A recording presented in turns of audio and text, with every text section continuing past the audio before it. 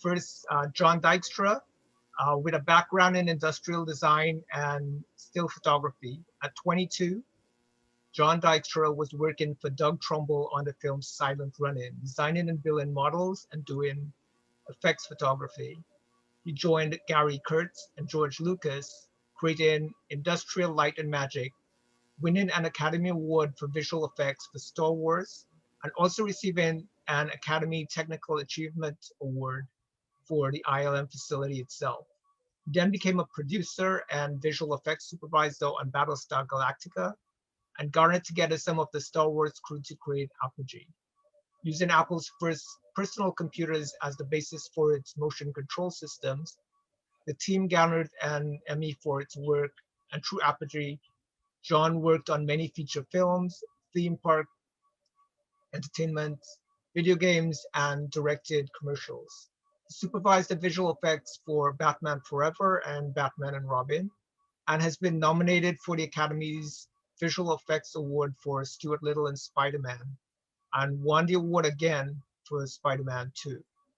John designed the visual effects for Hancock, Inglourious Bastards, X-Men First Class, Django, The Seventh Son, The Hateful Eight, and X-Men Apocalypse, and contributed additional visual effects design for Godzilla.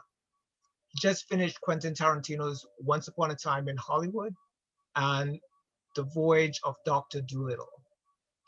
Our next presenter, John Knoll, started in miniatures and motion control at ILM in 1986, and is known for his pioneering and innovative computer graphics work, including co-developing Photoshop with his brother Thomas, and his workflow advancements in ILM's virtual production toolset, Stagecraft.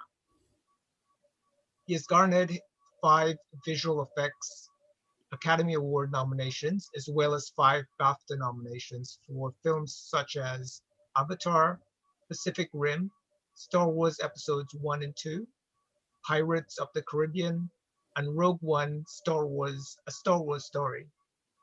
He's won the award for his work in Pirates of the Caribbean, Dead Man's Chest, and Rango. Currently Executive Creative Director, Senior Visual Effects Supervisor at ILM, John is one of ILM's longest serving and most highly sought after visual effects supervisors, and contributes to many projects, including recent work on season 1 and 2 of The Mandalorian and Disney's upcoming feature, Jungle Cruise. Leslie Bernstien has worked in the visual effects field in New York and Hollywood for nearly 4 decades.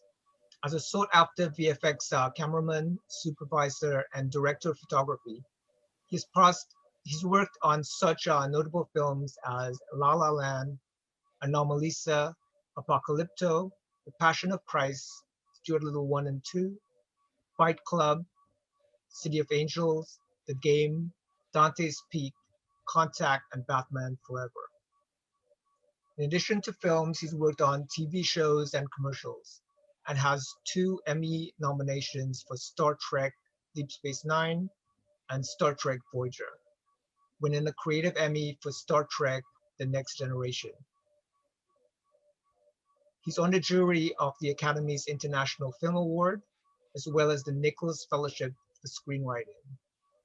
Current projects as a director include a 6-part documentary miniseries, Rum on the Floorboards, to be shot entirely in Havana, Cuba, and 2 feature documentaries, Tijuana Moods, a collaboration with Renee Peralta, and The Revolutionary Moment, also set in Cuba. Richard Bennett's experience designing and building equipment to make his summer films led to his job at F&B CISO at Hollywood. Starting as an equipment engineer at Douglas Trumbull's Future General Corporation, he soon became part of the camera crew, shooting the new show scan process. And at Universal Heartland facility, he moved from chief engineer to visual effects cameraman. His work there included the design, engineering, and development of much of the motion control and visual effects equipment. Richard has brought his engineering skills and expertise to projects such as Battlestar Galactica, Buck Rogers in the 25th Century, Cheech and Chong's Up in Smoke, Airport 79, and many other television commercials, TV shows, and feature film projects. He's won awards for his commercials and an Emmy nomination as Special Visual Effects Supervisor on the Warner Brothers miniseries V: The Final Battle. Richard currently works as a director of photography, producer, visual effects supervisor, and continues to operate his company, Cinema Engineering, as well as a new venture, cinemagear.com.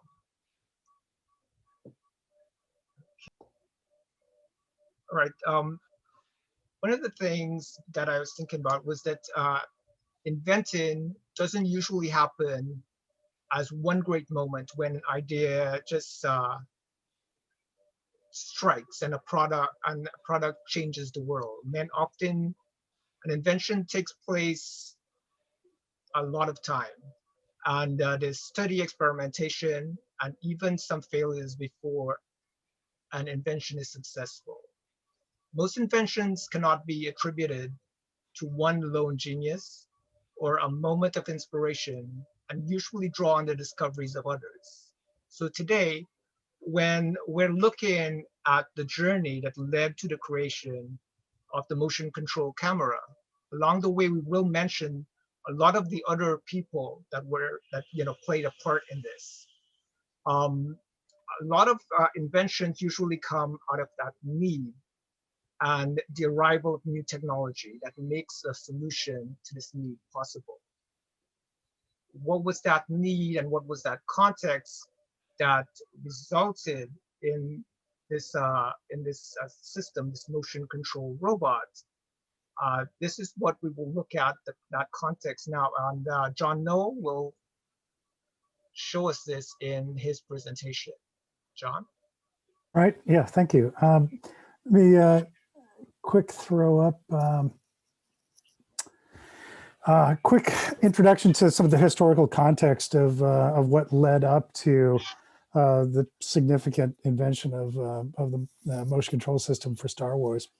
And to really appreciate that, I think seeing kind of what mainstream motion picture visual effects looked like prior to the introduction of this robotics technology looked like, you can see that there's a very artificial nature to the design of a lot of these shots. There wasn't a lot of special purpose equipment that was built for the visual effects industry. Probably the most significant thing is the optical printer. But most of this stuff was shot with pretty conventional motion picture cameras and then put together sometimes in optical printers and sometimes all in camera. And these are not very realistic. They don't have a lot of natural camera motion about them. It's another example from Ice Station Zebra, which won Best Visual Effects or was nominated in 1968. Again, a very stylized look. It's hard to do very realistic and natural looking shots. This was from Marooned, 1969. This won the Academy Award for Best Visual Effects. You can see when you start to do more free camera movement, the fact that you couldn't synchronize the motion of that camera with multiple elements sort of gives itself away as an artificiality or wrong look to the motion. And then 2001 comes along, Stanley Kubrick trying to set a new bar for the level of realism of this kind of work. And this has got a lot of elements that are shot separately and composited together, sometimes just in camera with winding the film back and then burning in another exposure. Some of these had camera movements on them. So they designed a system that was repeatable, but all the motions are linear. So you'll see that part of the design of these shots is that every motion is running at a constant speed. And that worked fine for this film. It set a new bar for realism. The cinematography style of these very simple and linear moves kind of fit the cinematography style of the rest of the movie so it was fine. But then George Lucas comes along with a script for a sci-fi fantasy film with very ambitious goals of the kind of imagery that he wants to make. Now, this is all very exotic and ambitious work. And the kind of visual bar that George has for the sorts of shots he wants to do is more like this. He wants cameras that can pan along with the action, that can follow ships flying, ships that swoop and curve. And this kind of thing can't really be done with the 2001 level of technology. So that led to the first real introduction of robotics technology to the motion picture industry, the Dykstra Flex motion control camera. Brainchild of one of our panelists here tonight, John Dykstra. John had an experience leading up to Star Wars where he worked at Berkeley on this visualization system. This is an overhead gantry with a periscope camera flying along over the surface of a tabletop miniature for visualizing, presumably, John can talk about this, but traffic patterns and structure. But this camera was driven by this overhead gantry that was controlled by PDP-11 computer. So to do those sorts of complex camera moves that Star Wars required, the basic idea was to take the plan form of a motion picture crane, so something that could move back and forth along a track, had a boom that could raise and lower and swing around, and up at the top where, and this picture, there's a seat for a camera operator who would then be controlling pan tilt of a camera. That would be replaced with a remote operated pan tilt head. It was all motorized. This is the design of the pan tilt head. This camera can rotate in 3 dimensions all around the nodal point. So around this optical center of the lens. So as you pan and tilt, it doesn't swing the camera through space. And so this is the design of the Dykstra Flex. Its electronics stored the motion of each axis to be played back at different speeds and very precisely. You can see there's no computer attached to this. The electronics were all solid state logic. There was a bunch of memory there where the number of stepper motor pulses per frame could be stored and played back. And there's the final product in operation. And this little animation shows you a little bit of the kinds of motion that the thing was capable of. The camera could move back and forth along a 40-foot track. The boom could swing around.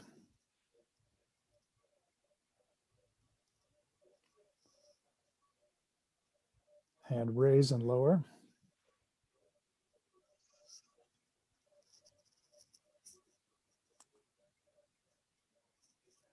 And then the camera could rotate in 3 axes, pan, tilt, and roll. And all of these motions could be recorded and played back precisely to shoot multiple passes that exactly lined up with each other.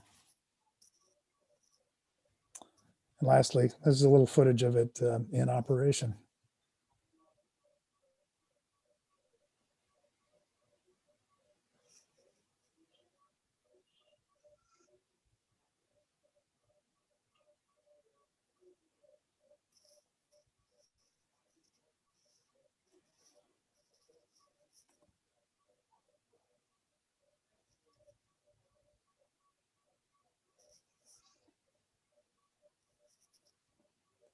All right.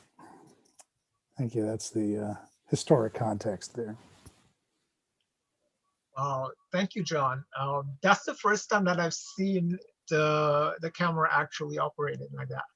I've seen probably some pictures, but really far off. I really couldn't tell. So John Dykstra, George Lucas comes to you, says, "This is what I want." How do you go about coming up with this idea? What are the precedents that you looked at? And did you design this on paper or build a prototype? And how long did it take you to like come up? Did you like just come up with many iterations? And how did you finally come up with the final design?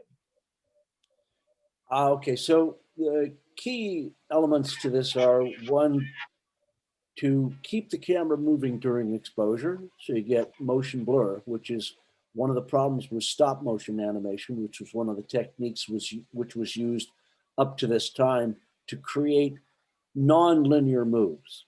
Okay, so key element of this is continuous motion during exposure. Another key element is non-linear moves. The advent of stepping motors, which were being used in some of the robots that we saw earlier for, numeric control machines, allowed you to use a digital device to become the clock and to divide the motion up into a series of steps, which was not, was conventionally available if you did analog servo motors, but it was so sophisticated and so difficult to do that it was impractical. So we adopted the stepping motors. We used the interface between the dividing of any motion up into a series of steps, and then we kept record of those steps during recording, and we were able to exactly repeat those steps. And because of the processor, the logic we were using, we were able to ramp speeds up and down, which meant we could create nonlinear moves. And the camera system is one of the criteria, had to be able to go up, down, right, left, and roll, pitch, and yaw. We added the rotation of the base into it. So we had 7 axes of motion, we had 1 extra. So these were criteria that I saw that were necessary to make the ships fly the way that George wanted them to. So we did a lot of hand flying when we talked about the movie initially.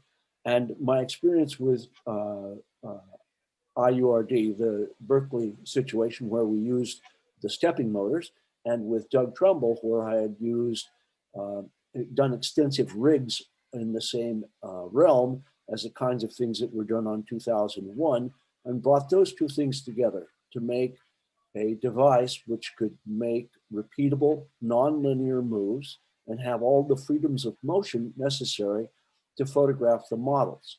Along with that came some other criteria which don't really enter robotics, but had to do with the facility itself. We chose to build the models at a much smaller scale than were conventionally used, so that we could fit the entire facility into the building that they could afford to rent for us. So it was a necessity driving invention. We also decided to do composite photography, not in camera, but in an optical printer, which meant we had to consider the degradation that occurs when you generate film. Digital doesn't have that problem except for error correction. And every time you generate a piece of original photography, you pick up contrast and lose resolution. So we decided to use a larger format of film. Along with that, we decided that we were going to, because we were compositing elements and had to make these systems operate efficiently, meaning we couldn't leave a set with a standing miniature for a week while we processed the film and then made the mats and then came back and loaded them into the camera to photograph a second miniature. We decided to use blue screen technology, and we had to develop very narrow bandwidth light sources, because conventional blue screen technology used incandescent lamps, which were red, to light a blue screen. So you had basically a toaster oven making a little bit of blue. So we invented didn't invent, but we used fluorescent tubes with special phosphors that put out the specific bandwidth of light we needed to illuminate the screen and give us a very high efficiency screen. And we built all of this stuff. So that was And that took about 6 months. And that was what was necessary to do what George had presented us in the reference footage and the storyboards and the discussion that we had had. So it wasn't particularly, it was laid out mostly in our minds, and that's a really important part of the invention process that went into motion control, because each of the individuals who came to work on it brought with them a component of expertise. And because we had worked together, we were able to use shorthand, which allowed us to build prototypes that actually became production tools, which is not the best way to do things, but certainly was necessary in order to complete it in the time that we had to do the work. So that's sort of the necessity that drove the invention. It was driven by time, cost considerations, and by the availability of experts, not experts, but people who were conversant in different fields, who had a vocabulary that was shared amongst them because of previous work experience. And we all came together to bring this to life. All of the optical printers, the cameras, the miniatures, the studio design, the electronics to drive those systems were all developed during our 6 months of basically empty warehouse to the completion of the motion control systems as they were used in the movie. They weren't all completed, but the majority of them were completed in the first 6 to 8 months. Who were some of the people who worked with you in creating this camera? I'm sorry? Who were some of the people who worked with you when in creating this camera? Okay. Well, there's a lot of people. Jerry Jeffers and Al Miller were responsible for the motion control component. They came from Berkeley. I had experience with them in the system that we used there. They created the stepping motor drives that were unique to our system. They figured out the logic necessary to drive them. They figured out the GUI, although it wasn't a GUI, it was buttons and switches that the user had to interface with. These were not computer people driving this camera system. They were camera operators. So we had to create a vocabulary that allowed them to interface with the electronic intricacies of the system in a language that would be common. And that was something that Al and Jerry and I worked on really hard to make sure that the people who were there doing the work were able to operate the system. Richard Edlund was involved in the systems design. Don Trumbull, who was Doug Trumbull's father, Doug was responsible for the work on, or some of the work on 2001. I don't think he did everything on 2001. And Don was a special effects man, meaning mechanical effects, from theatrical motion pictures. He did the tornado. One of the things that he did was the tornado in The Wizard of Oz. So we had a broad spectrum of ages and realms of experience. We had Grant McCune, who came in and designed and built the models. We had Bill Short, who did sort of a designer and engineer of all areas. He was sort of a generalist. We had Dick Alexander, who was a machinist who had started out in a company building and designing microscopes, who came to work in a machine shop. We had Robbie Blaylock, who was in charge of the optical printing department, who helped design and construct the optical printers. We had producers. We had Bob Shepard, who was a producer. We had, I don't know. I'm sure I'm missing people because the list is long, and it was an ensemble. We all contributed to the overall design of the system, and the key to making it as successful as it was in the time that we had was a great deal of good fortune and a great deal of personal effort on the part of the individuals who came together as a team. There was very little competitiveness in the environment. It was very much a family kind of situation. And it was interesting because, you know, you had to put a real subject in front of the camera to photograph it. So the range of areas of expertise that were necessary to bring those visual effects to the screen were a different skill set than I think people generally hew to in the day in the contemporary terms. Not so much in terms of robotics in production, but certainly for computer graphics. Richard, I was just curious how, if you had to give a short explanation of how the camera works, how did it store, for instance, the controls? You know, today, if we're going to build a robot, we would use something digital, some digital memory, for instance, for it to be able to like. John Knoll had mentioned this, and it really is. It's like a multi-track digital recorder. That would be the easiest way to talk about it. There's a lot of intricacies to it. It has as a base clock. The clock runs the camera. The key to making the nonlinear moves is getting the synchrony of the camera frame to the position of the camera in all axes over the course of the motion of the shot. When you slow the camera down, you need to slow all the motions down. So the digital interface was necessary to make that happen. There was no means to do that within the analog system that wasn't going to be so complex, expensive, or dangerous that you just couldn't do anything with it.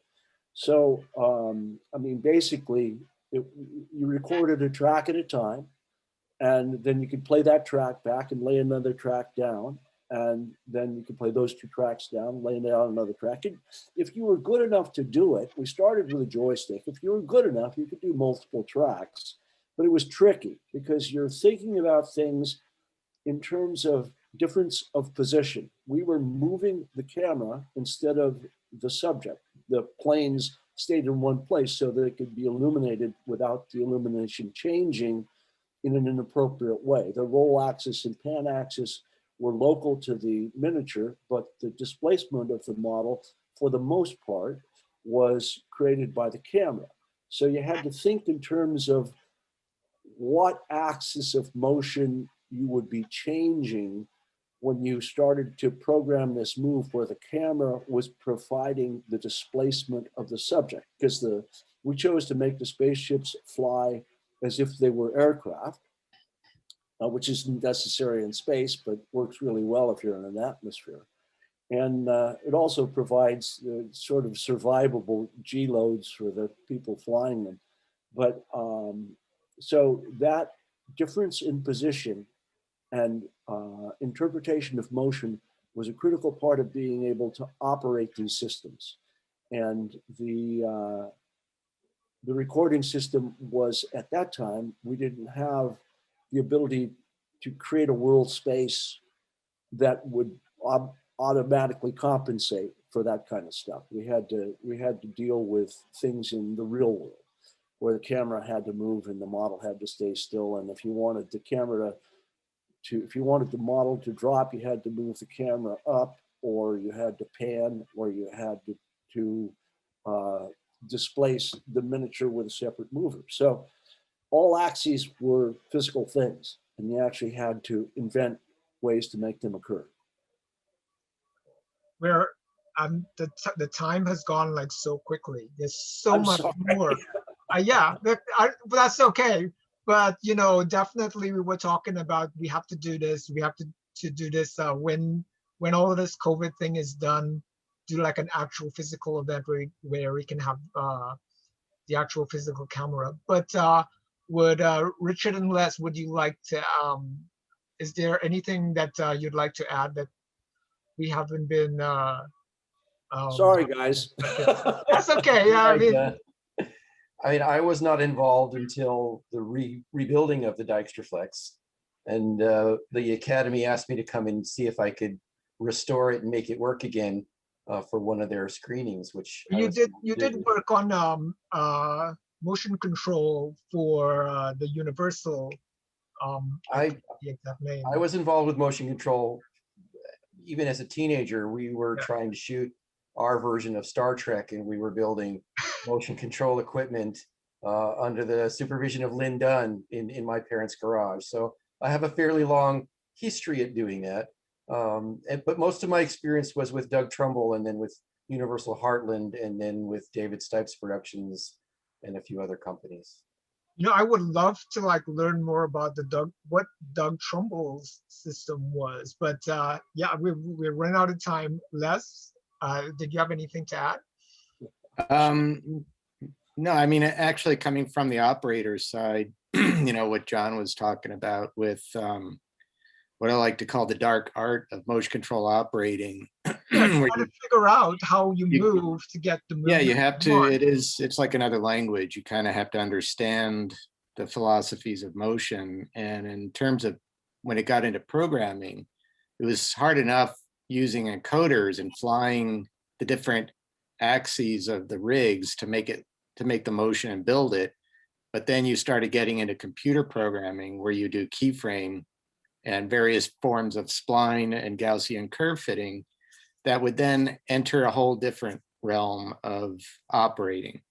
And a few of us kind of got very, we cut our teeth really on shows like Star Trek and movies and so on, where you kind of become like a fighter pilot. You know, you actually understand, okay, I need to do a little bit more of a bank here in order to make the move more convincing and so on. And it's intuition, you know, so that's kind of it, you know, and that's like it's like you know, it's like learning, it's like getting flight hours. You know, the more flight hours you have, the better you are at it. And then you get called for more of those kinds of shots, that kind of a thing. John explained in the early days, there's a lot of hand moving and flying of hands. And I'm sure Les sat in many meetings like I did doing the same thing. Not just the old days. We still do that stuff. Still do it. Wow. Thank you so much, guys. Yeah, the time just seemed to fly.